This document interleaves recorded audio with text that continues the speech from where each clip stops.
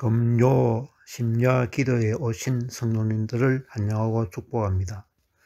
가나안을 떠난 다윗의 고난입니다. 먼저 찬송가 524장을 부르신 후에 이경옥 권사님께서 기도해 주시겠습니다.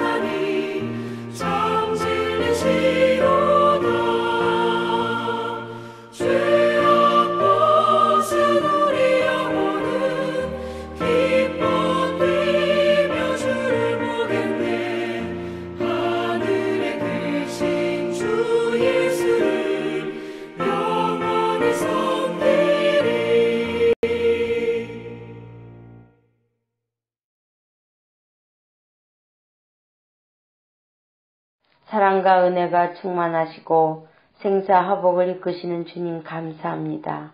코로나19가 아무리 세상을 뒤흔들어도 만물이 소생하고 온 세상을 아름답게 변화하는 때를 주님은 어김없이 주셨습니다.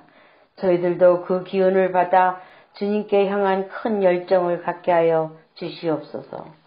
오늘도 각 가정에서 비대면으로 기도회로 모였습니다. 십자가의 보혈의 피의 구원을 잊지 않게 하시고 부활의 감격이 우리 삶에 늘 소망이 되게 하시옵소서.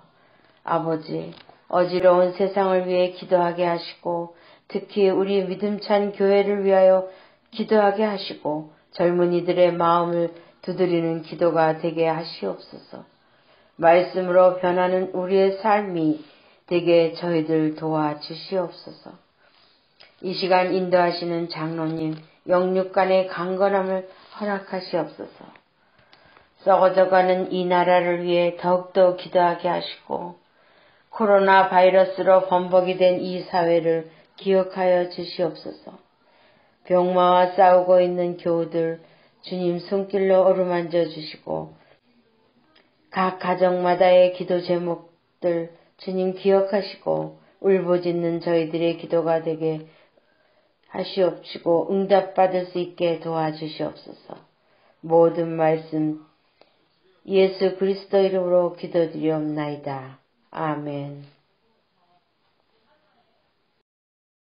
오늘의 말씀 사무엘상 21장 10절에서 15절입니다. 말씀을 읽겠습니다. 다윗이 그 길을 떠나 그날로 사울에게서 도망하여 가드왕 아기스에게로 갔다. 아기스의 신하들이 왕에게 보고하였다. 이 사람은 분명히 저 나라의 왕 다윗입니다. 이 사람을 두고서 저 나라의 백성이 춤을 추며 이렇게 노래하였습니다. 사울은 수천 명을 죽이고 다윗은 수만 명을 죽였다. 다윗은 이 말을 듣고 가슴이 뜨끔했다.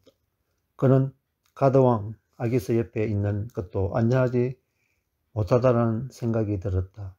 그래서 그는 그들이 보는 앞에서는 미친 척을 하였다. 그들에게 잡혀 있는 동안 그는 미친 사람처럼 행동하여 성문 문짝 위에 아무렇게나 글자를 끄적거리기도 하고 수염에 침을 질질 흘리기도 하였다. 그러나 아기스가 신하들에게 소리쳤다. 아니 미친 사람이 아니냐. 왜 저런 자를 나에게 끌어왔느냐. 나에게 미치광이가 부족해서 그런 자까지 데려다가 내 앞에 미친 짓을 하게 하느냐. 왕궁에 저런 자까지 들어와 있어야 하느냐.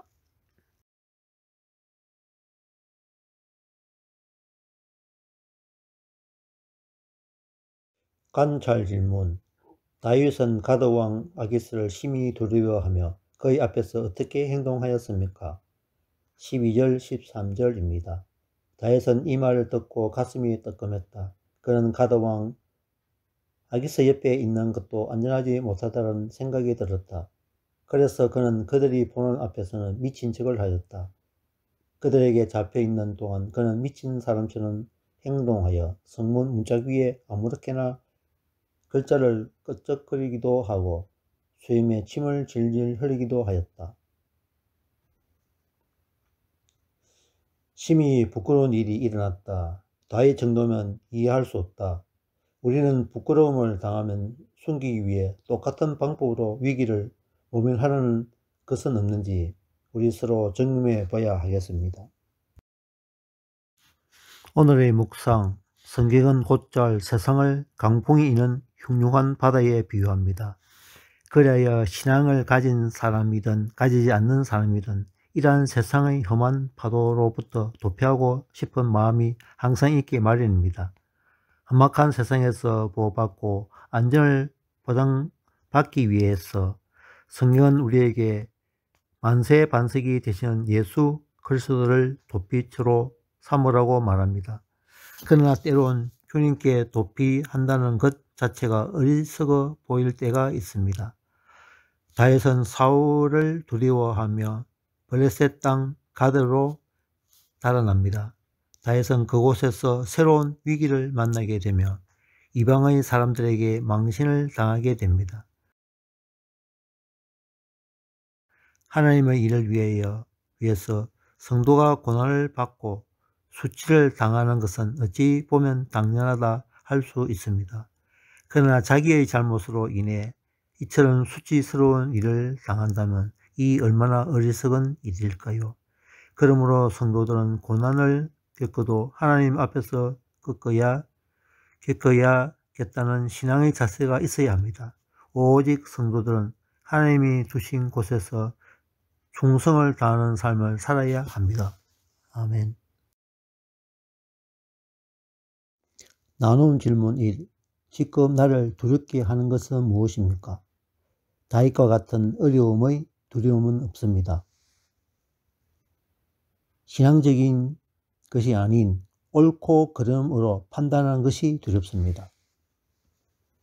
가끔 나의 건강은 괜찮는가? 암 등 무서운 질병 없이 계속 살 수 있을까?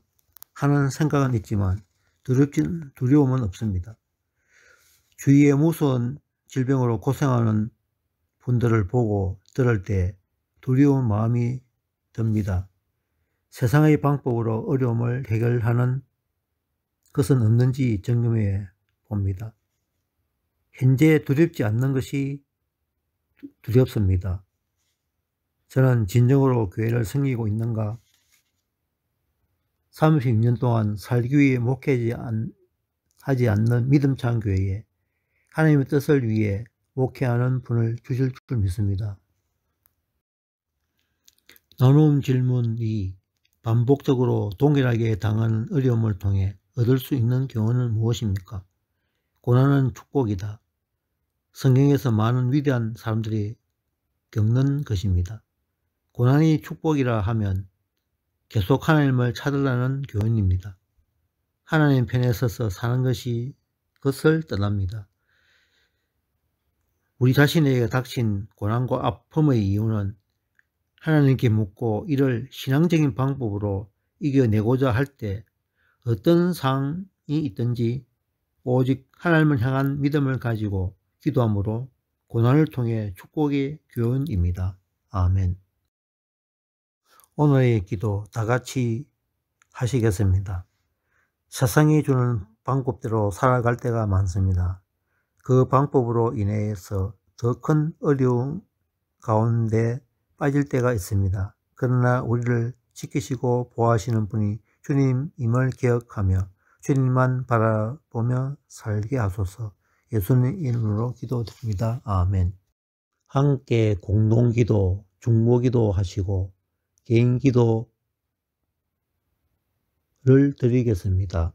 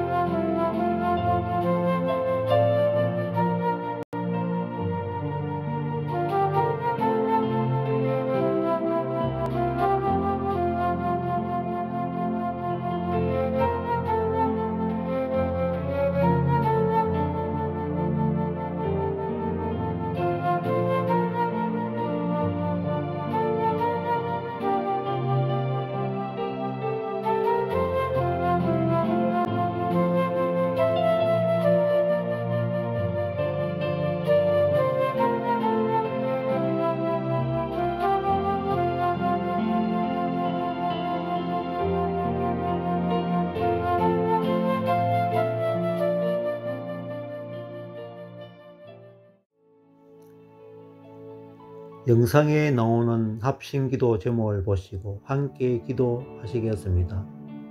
1. 코로나19 4차 유행이 된다고 하는데 의료진들과 공무원들 그리고 우리 국민들뿐만 아니라 세계 만민들을 불쌍히 여겨 주시어 하나님을 두려워하는 마음 가지고 회개하여 하나님께 돌아오는 역사가 곳곳에 일어나게 하여 주옵소서. 2. 말씀과 기도로 새롭게 변화하는 진정한 교회로 전진해 나가도록 용기와 믿음과 열정 그리고 지혜를 주시옵소서. 중진들이 성령으로 거듭나서 다음 세대를 위한 가정 속에 기도의 능력을 주시옵소서. 특히 신년 목회 계획들이 온전히 이루어지도록 운영위원들과 자치의 임원들에게 성령 충만함을 주시옵소서. 4. 교회의 전체성이 흔들리지 않도록 우리가 하나님의 말씀에 창념케 하여 주시옵소서. 예수님의 손과 발이 되어 섬길 때 하나님의 능력이 나타나게 하소서. 주님의 기뻐하심을 입은 우리가 되게 도와주시옵소서. 5. 믿음찬 교회를 위해 주님께서 예배하신 차세대 목회자를 보내어 주시옵소서. 그리고 청년들을 세워주셔서 주님의 교회가 힘차게 부흥하여 전진하게 하여 주시옵소서. 6. 예배를 준비하는 자들에게 은혜를 주시고 말씀을 전하신 김용욱 목사에게 성령 충만함을 주시옵소서. 듣는 자들에게 은혜를 넘치게 하여 주시옵소서. 아멘. 주기도문 하시고 금요 기도회를 마치겠습니다. 하늘에 계신 우리 아버지여, 이름이 거룩히 여김을 받으시오며 나라가 임하시오며 뜻이 하늘에서 이루어진 것 같이 땅에서도 이루어지이다. 오늘 우리에게 일용할 양식을 주시옵고 우리가 우리에게 죄 지은 자를 사하여 준 것 같이 우리 죄를 사하여 주시옵고 우리를 시험에 들리게 하지 마시옵고 다만 악에서 구하시옵소서. 나라와 근세와 영광이 아버지께 영원히 있사옵나이다. 아멘.